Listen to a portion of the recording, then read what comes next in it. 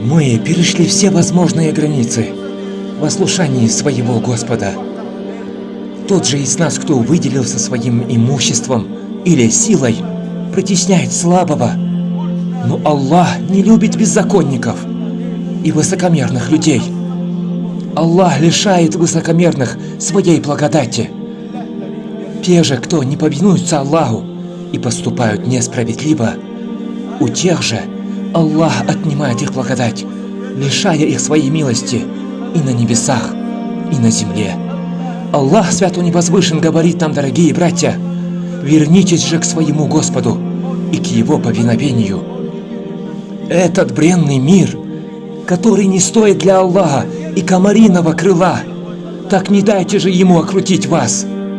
Не становитесь же обманутыми ею, вернитесь же ко мне, говорит всемогущий Аллах. И как только вы вернетесь ко мне, я избавлю вас от бед и страданий этой жизни и лишу вас всяких болезней, потерей и грусти.